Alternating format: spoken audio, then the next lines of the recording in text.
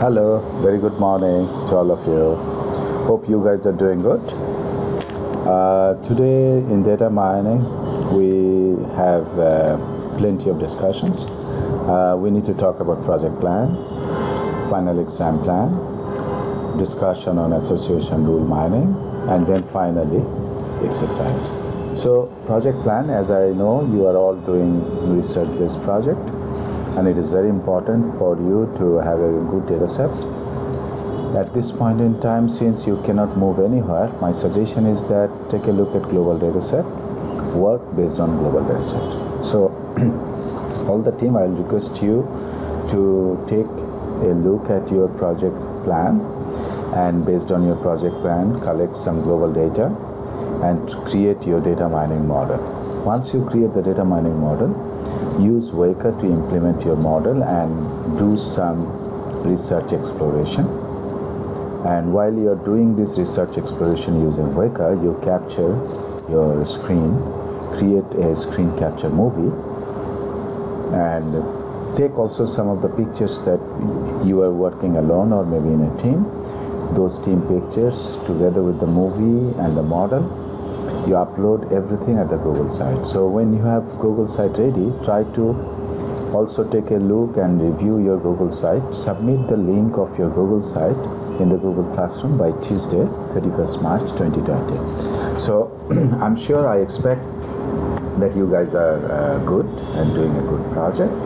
And the situation is, whatever the situation is, we try to do our work on time and on good quality. So let us proceed to the next segment. With final exam, you don't have to really worry like midterm. You have a case, you analyze the case, and your answer will be based on applying clustering technique like k-means clustering and association rule mining. So the question will be a little bit analytical, and you really have a good understanding on the situation, and then you apply your knowledge, and I'm sure, I am fully confident that you will do very good in the final exams also. Alright guys, so let us proceed to our discussion of today is association rule discovery. Association rule discovery, this 3 word is very, very meaningful. Association means when you look at features, those feature vectors like data, those data you try to understand the inherent relationship within the feature. That means somehow these features are associated, and you try to discover that association rule. That's the reason this is a very important concept, and the concept actually is based on market basket analysis. Sometimes in short we call MBA. So MBA understanding is that all the supermarket you look at, these data, that means the data means the customers are buying different products. Those product data are actually mined using association rule mining technique to find out that what are the most frequent items which gets to sell, and what are the most frequent items customers are buying, and find those rules in order to increase the sale, in order to increase the business. And this MBA has found many applications in other areas. So in association rule discovery, you are trying to find out rules based on data items, and those data items, finding rule is very important, that it helps you to establish a relationship within the feature. So let's take a look. What is the format of association rule? The format of association rule is like, body implies to head, like there is an arrowhead in between. We write the rules like this, and when we form a rule, we try to form rule based on support and find the confidence of the rule. So if you take a look at an example, one of the rules, diaper, milk, determine beer. So this rule we have support is 50%. That means these items are 50% common in all the items.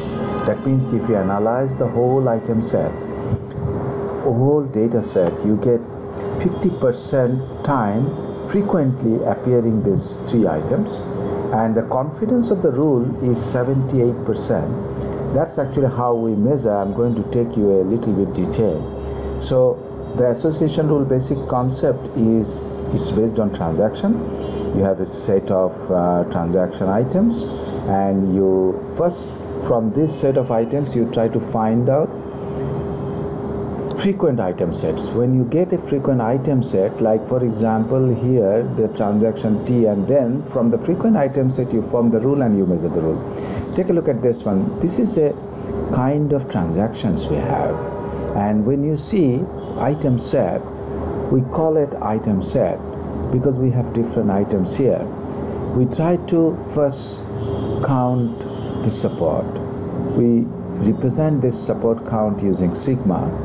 So what is a support? It's frequency of occurrence of an item set. That means number of transaction it appears. That means if you look at bread, how many bread appears in these 5 different transactions over total number of transactions? You can say it's 4 over 5 because you see in 4 transactions you have bread, and there are all together is 5 transactions. So if you take a look, the frequency of milk bread diaper, it says 2. That means milk bread diaper appears twice in this whole item set. So we need to count, we need to really do this support count, and support also is the fraction of the transaction in which the item set appears. You see here we say support count is 2, but support and support count, there is a difference. Support count is representing how many appears altogether milk bread diaper sigma, it's 2, but when it comes to support, you actually have a fraction of transactions that it counts. That means milk bread diaper is 2 over 5. So I'm sure you're clear about the difference between support count and support. Alright, so when I give you a data set, your first target will be to find the frequent item set based on support. And the frequent item set, you see an item set whose support is greater than or equal to minimum support threshold. That means this minimum support threshold will be given to you, and you actually do the calculation of frequent item set. Now take a look at again further. Association rule, when you form a rule based on frequent item set, you have X determine Y. They are non-overlapping items. So it's a milk diaper determine beer. So what you do, rule evaluation matrix, you have support.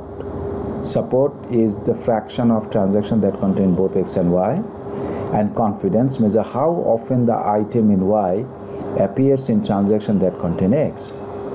So take a look at this one as an example from the data set. Milk diaper determine beer. So what we are calculating, we are calculating support. Support means support count over the transactions 2 over 5, 0.4. And now we are calculating the confidence of this rule, milk diaper determine beer. So we have support count of milk diaper beer and support count of milk diaper. Milk diaper beer together support count is 2 and milk diaper is 3, so 0.67, that means 67%. And that means support and confidence. That means if I give you a rule, you're going to calculate the support and the confidence of the rule based on the data set. Is that clear? So take a look at again. From a data set, what you're trying to find out is frequent item set. But if you want to find frequent item set, you need to calculate 2 things. One is support count and support. Now, when you have a support count, you have a support is based on how many support count over total transactions, and then your confidence is support count of the items over the support count of the determining rules. For example, milk diaper determine beer, you want to calculate the confidence, so you calculate for support count of milk diaper beer and then support count of milk diaper. So it's support count of milk diaper beer over support count of milk diaper, which is 2 over 3. So the entire process of application is very straightforward, right? I'm sure you appreciate this very much. Alright, so let's proceed further. So what happens, association rule, you see Look at this particular chart, this Venn diagram is sometimes called. Customer buys beer, customer buys diaper, but there is an overlap segment which is customer buys both. So that's what actually you're looking at in terms of support and confidence. Support, probability that transaction contains both, and confidence is a conditional probability. So the minimum support is given and the minimum confidence is given. So A determines C, you find out the confidence, and C determine A, you find out the confidence. So what happens, association rule is very, very important in practical application, especially market basket analysis, MBA. Support and confidence, another example, you can see here a set of transactions. Item A and C has a support of 2/5. You can understand very simply A and C support is 2/5, means out of 5 transactions A over C is in 2 places. You can see clearly. So there are different rules. You can find the support for a C and also a D, F, and you can find the confidence for this rule, right? So is that clear that any given set of data set, you find out the support, you find out the confidence of the rule, and you find out the frequent item set. All right, so this is a kind of improvement. We have high confidence rules are not necessarily useful. Sometimes useful, sometimes not. So steps in association rule discovery, the first thing you do is find the frequent item sets and then use the frequent item set to generate association rule. It's basically brute force algorithm. In brute force algorithm, what it does, it lists all possible item sets and compute their support and generate all rules from frequent item sets and prune rules that fail with minimum confidence threshold. Would this work? Yes.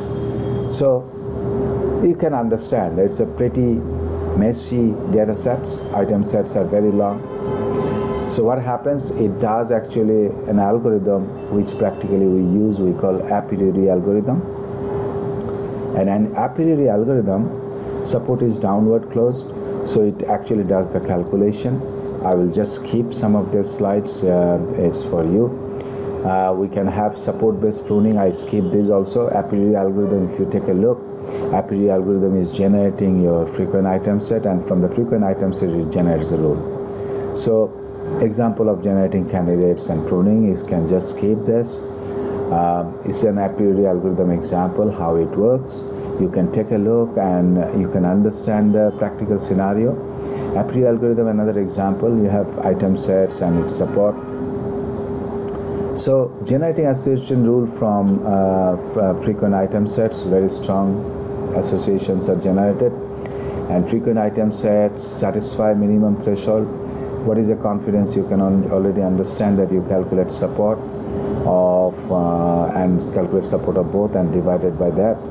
So generating association rule, another example, you can take a look here. Frequent item patterns with candidate generations. We'll talk about a different algorithm we call Apriroi growth algorithm.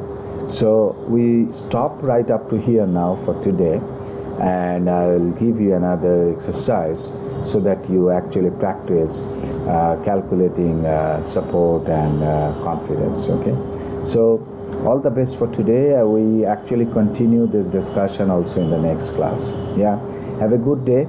Next class we actually discuss Apriroi growth algorithms. All right, best wishes to you, all of you.